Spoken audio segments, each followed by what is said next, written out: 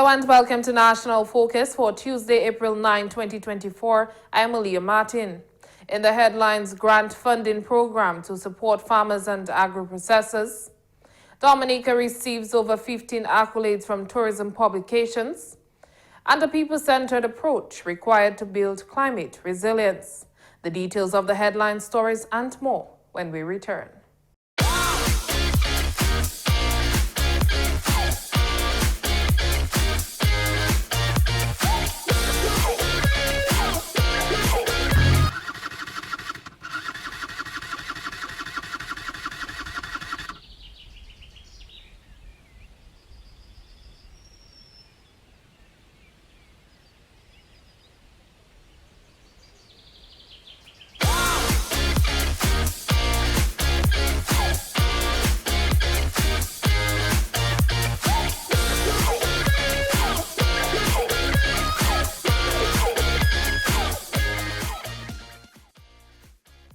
Ride safe, wear a helmet, safer roads in the nature aisle. This message was brought to you by the government of the Commonwealth of Dominica.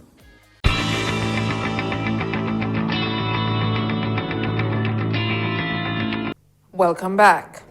Last week, the Emergency Agricultural Livelihoods and Climate Resilience Project, ELCRP, launched its grant funding through the Contingency Emergency Response Component, CERC, to support farmers and agro-processors in elevating their businesses beyond traditional practices. The aim of the project is to drive economic growth, improve livelihoods, and ensure food security. A total of 620 people will benefit from this initiative, including 120 agro-processors, 60 of which are micro, 40 small, and 20 medium enterprises, and 500 post-harvest farmers, 400 allocated for crops, and 100 for livestock. So the grant goes up to 40,000 EC dollars for agro-processors, and there are different packages, and then you have to be, your records and your information that you really submit will be the basis on which you are evaluated. So the business will be evaluated based on, the grant will be evaluated, or awarded based on what the business offers. Obviously, a small business vis-a-vis a micro or a medium will not get the same grant. So we go up to 40,000 EC. For the post-harvest and harvest, that goes up to 5,500 EC. We're looking at things like harvesting crates, etc. That would be a big bonus for any farmer on a commercial level to get all these equipment and other items that needed. The deadline for submitting expressions of interest for the agro-processing grant funding is April 17, 2024. So that is next week. So we're urging agro-processors and farmers to really take advantage, because it's a small window, because what the project wants to do is really to start the distribution and, of course, awarding of the beneficiary contracts.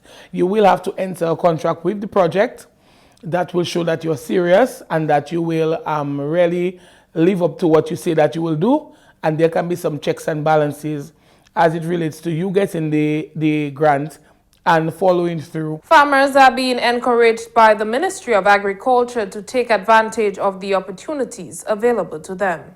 So we're urging farmers, don't sit on the sidelines. Please do not say that the extension officer knows me, he knows what I do, because this is a World Bank funded project. And one of the stipulations is that that individual has to show they are interested. Nobody can express the interest in the project if you don't do it.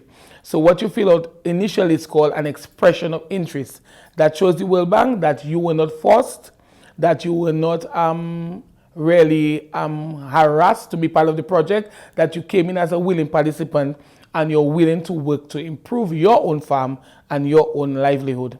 By transforming agricultural and fisheries product into value-added goods, this component enhances economic opportunities and promotes sustainability. Minister for Tourism, Honorable Dennis Charles Pemberton, says the recognition that Dominica continues to receive globally is evidence of government's continued investment in the tourism sector. So far, Dominica has received over 15 accolades from global travel and leisure destination publications, highlighting Dominica as a place to be in 2024. Dominica's global recognition in the travel and tourism sector continues to soar in 2024, with the island receiving accolades from numerous prestigious publications. These honors highlight our unique charm, commitment to sustainability, and outstanding hospitality. To date, Dominica has proudly garnered over 15 accolades. Some of the notable recognitions include Reader's Digest named Dominica in the 20 best honeymoon destinations. Lonely Planet included Dominica in best places to visit in April 2024. BBC featured Dominica in 10 sustainable travel destinations to visit in 2024. The New York Times featured Dominica in 52 greatest places to travel in 2024. National Geographic Traveler UK added Dominica to co-list the 30 most exciting destinations to visit in 2024. Travel and Leisure listed Dominica in the 50 best places to travel in 2024. Condé Nast Traveler included Dominica in the 16 best island vacations in the world. The tourism minister stated that these accolades can also be credited to the tourism service providers. The exceptional service provided by our accommodations, taxi operators, vendors, tour operators, tour guides, in fact, all tourism service providers deserve special recognition. Their dedication to maintaining industry standards and practices is commendable. I also extend my gratitude to my team for their marketing thrust, our airline partners, marketing and tour agents, and the freelancers who promote our paradise. Our invaluable visitors who share their wonderful experiences in Dominica and continue to highly rate us amongst the world's best. The investments being made by private entities and the government have contributed to the growth that the tourism sector is experiencing. We are pleased with the growth in Airbnb offerings, which reflect positively on the broader landscape of travel and accommodation options available to tourists. We look forward to engaging with stakeholders soon to discuss how we can further support this growth.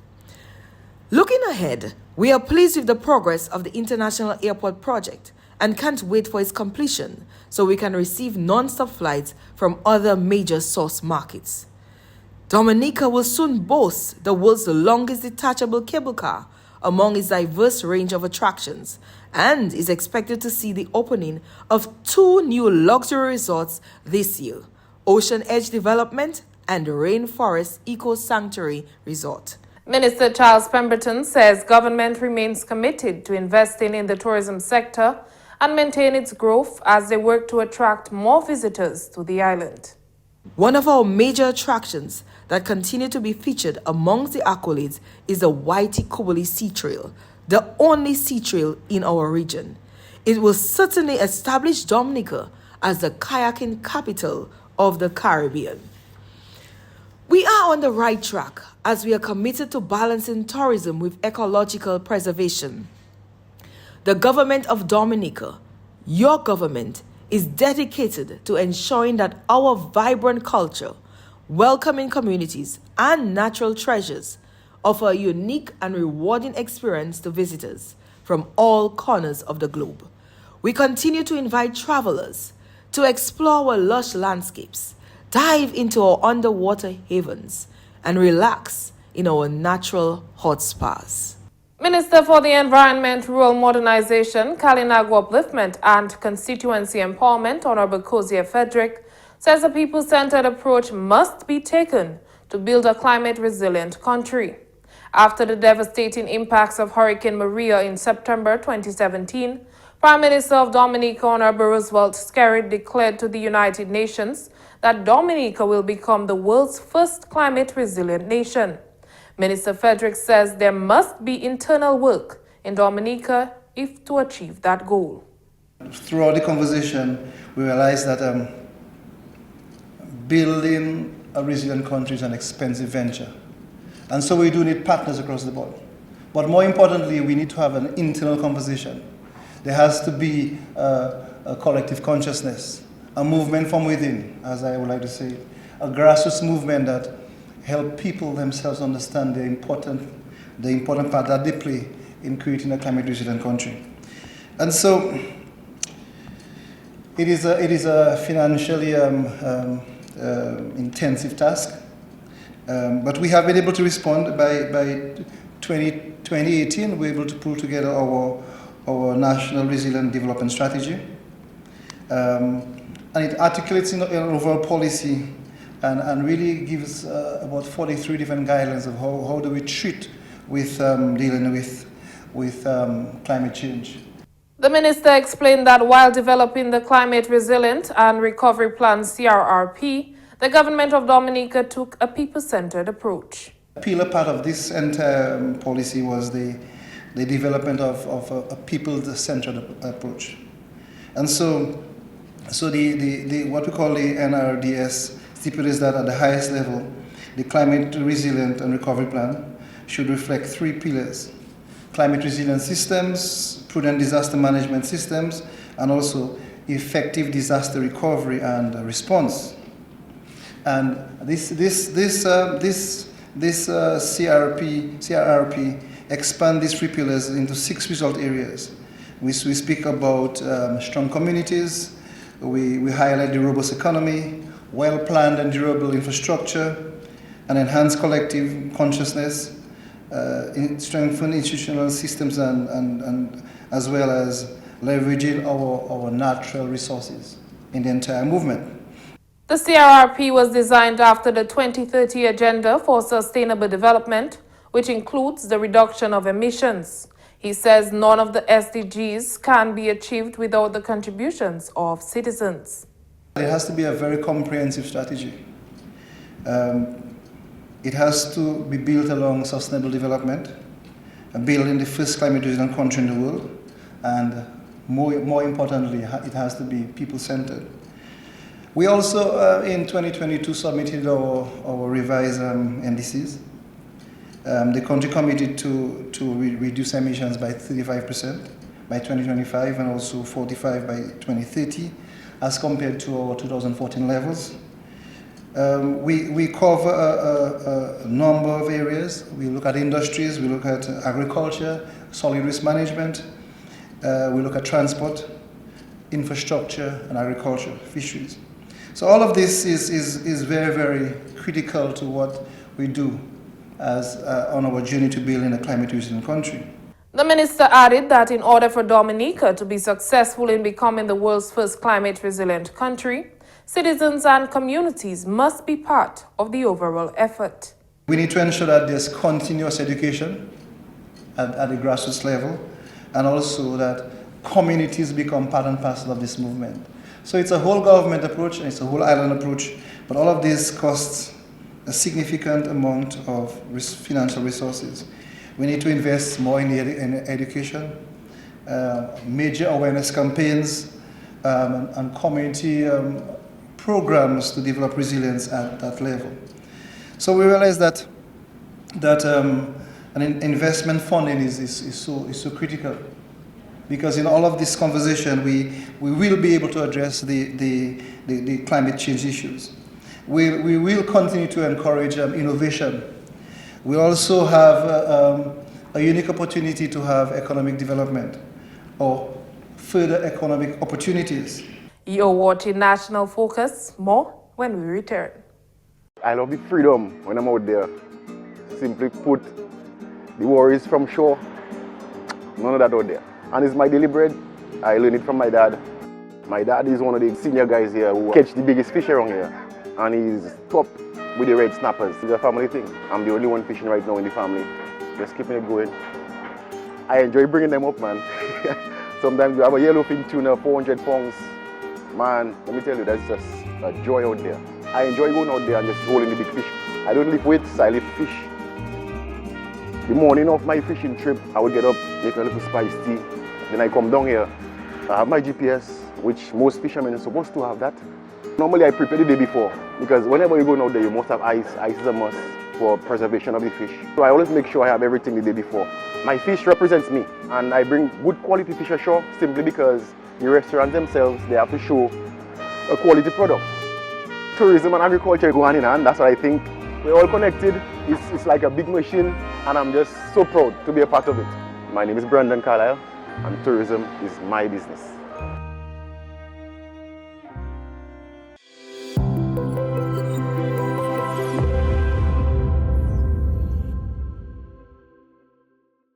Welcome back. The Dominica Public Service Union recently announced that they are seeking a 15% salary increase for their members over a period of 3 years.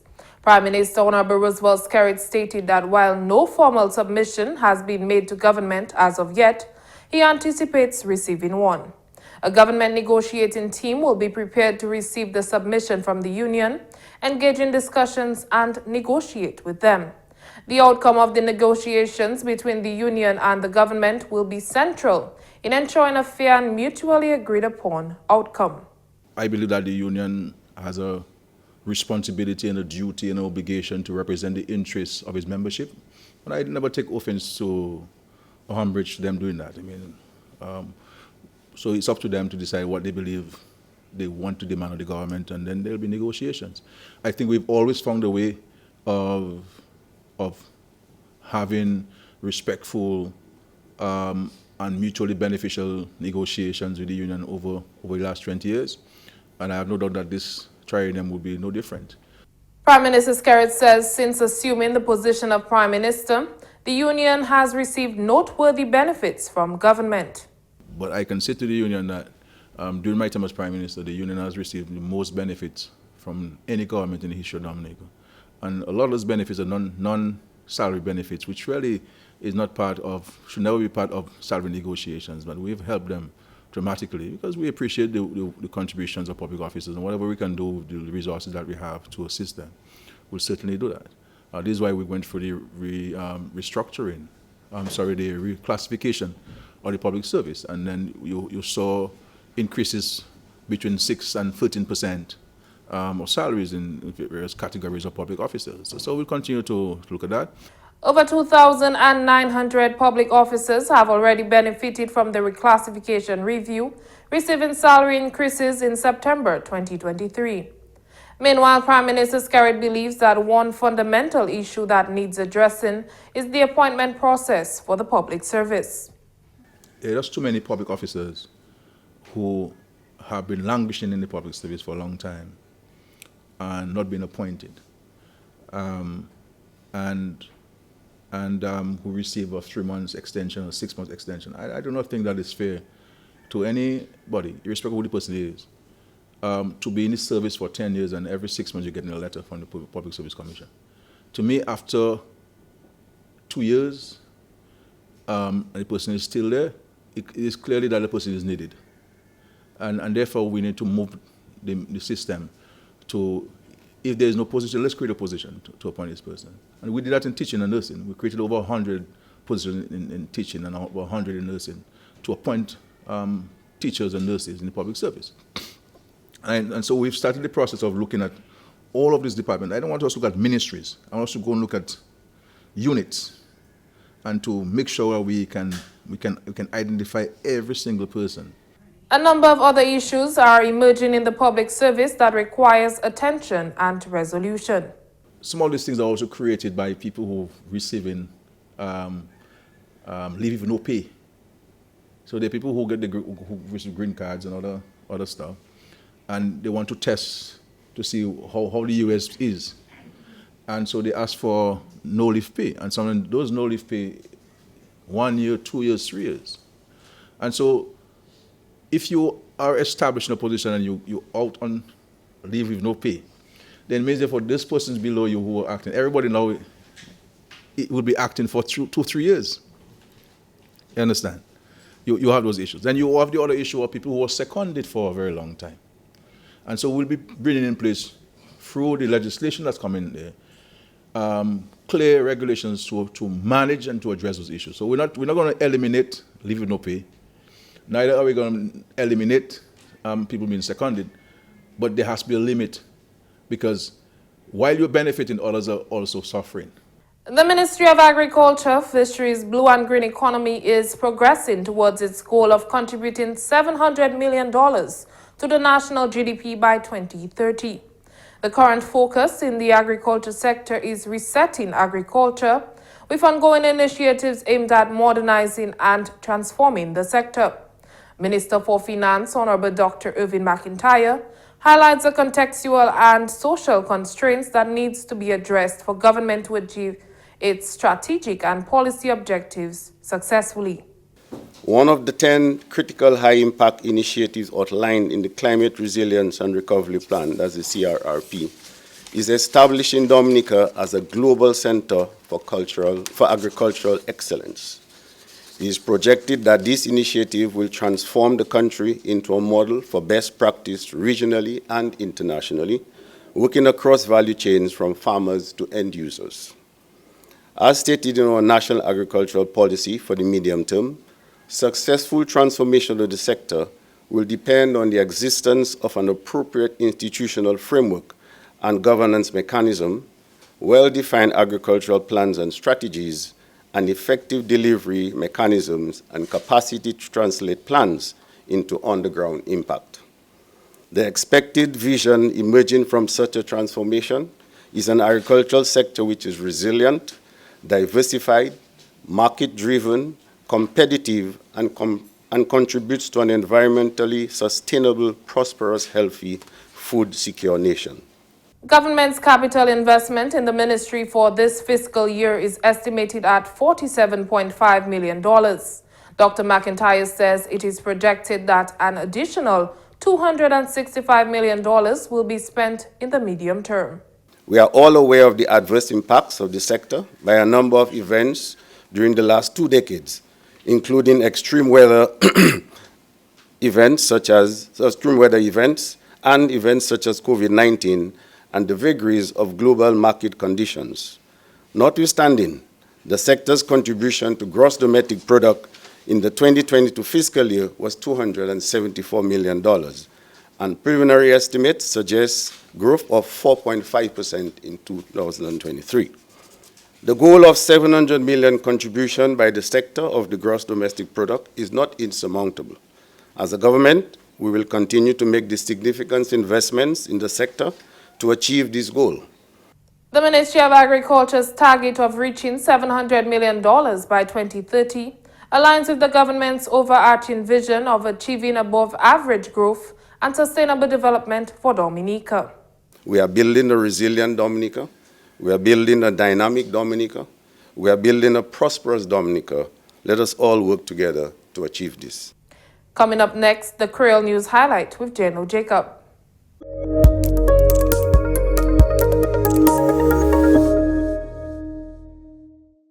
Bienvenue à ce nouvel en créole, nom monsieur General Jacob. Manager abattoir Dominique, monsieur Michael Etienne dit, ministre agriculture qui visité moun qui a levé poule et puis cochon. Il dit en haut 40 planteurs ont Dominique ni contract et puis abattoir. Ministre agriculture signé un contrat et puis Regional Contractors Inc. pour reconstruction abattoir national Dominique. Reconstruction qui a coûté $5 millions et puis $1 million pour équipement. Manager abattoir, monsieur Michael Etienne, parle et puis nous. Nous avons un 40 farmers au Dominique qui ont contract avec l'abattoir. So, quand nous avons fait gros abattoir, nous avons revisité pour nous faire plus gros caille poule, plus gros caille cochon parce que actuellement l'abattoir nous est là qui fait nous ça fait 4 000 poules tous les jours et 50 pics tous les semaines. Mais actuellement nous fait 4 000 poules. 20 000, 20 000 pour tous les semaines actuellement. Là, on finit avec la bataille là. So, nous, les femmes là déjà, nous, les femmes là qui a un World Bank qui a fait plus gros caille pool qui est sustainable. Monsieur Etienne dit, il y a un training pour les gens qui a produit poule et puis cochon. Avec nous, avons opportunité là, quand on a fait l'abattoir pour parler par ces femmes là avec training parce que autant de femmes là pas connaître. Yo ça lever pour et pas de problème dans ça yo ça lever cochon mais bah c'est ça après yo lever pour le cochon ça coûte business side là pour ça c'est nous avons l'opportunité là pour donner ça pour faire certain toutes ces monde là toutes ces femmes là ça ni un business sense pour whole organiser l'abattoir so là nous commencer ça c'est just pas sustainable l'abattoir ou sustainable caille cochon sustainable caille mouton nous voulons ni sustainable farmers à industrial. Monsieur Etienne dit, l'abattoir situé, c'est une bonne place. Oh, location c'est central, Layo Park, Sultan. So, location c'est une bonne location parce que nous les farmers tout le monde dominique. OK, so nous pas voulons ni mettre l'abattoir Gambé avec on est pour sortir Capuchin pour descendre avec pour l'eau. So, il y a une bonne location avec location ça travaille. C'est une belle location avec nous comptons pour la location abattoir. Ministère pour l'Environnement, Honorable Cousin Frédéric dit, Dominicien né pour travailler ensemble pour bâtir résilience Dominique. Après cyclone Maria en 2017, Premier ministre Dominique, Honorable Roosevelt Skerritt, dit États-Unis, ça c'est United Nations, Dominique qui est venu première nation résilience climatique. Honorable Cousin Frédéric dit, ça possible si nous travaillons ensemble. Le gouvernement Dominique mettait mon premier en affaires résilience. Honorable Frédéric dit, travail résilience pas ça venir possible sans support dominicain. Honorable Cousin Frédéric a parlé en un workshop Caribbean Regional Knowledge Exchange and Result Closeout Workshop qui prend place hier. Union Service Public Service Union annoncé qu'il y avait 15% à son salaire travailleur pour 3 années. Premier ministre Dominique Roosevelt Skerritt dit il y a espoir qui équitable communication hors PSU. Team négociation gouvernement qui a préparé pour taper communication hors union là. Il y a discuté en négociation et puis union là. Premier ministre Dominique Honorable Skerritt dit depuis il rentre en office, union là a tapé bénéfice hors gouvernement. Plus que 2900 officiers publics bénéficient hors reclassification review et puis plus salaire en septembre 2023. Premier ministre Skerritt dit il y a un topic qui a besoin d'adresser, c'est appointement en service public. Ça, c'est tout à ce nouvel en créole. Non, monsieur General Jacob, au revoir.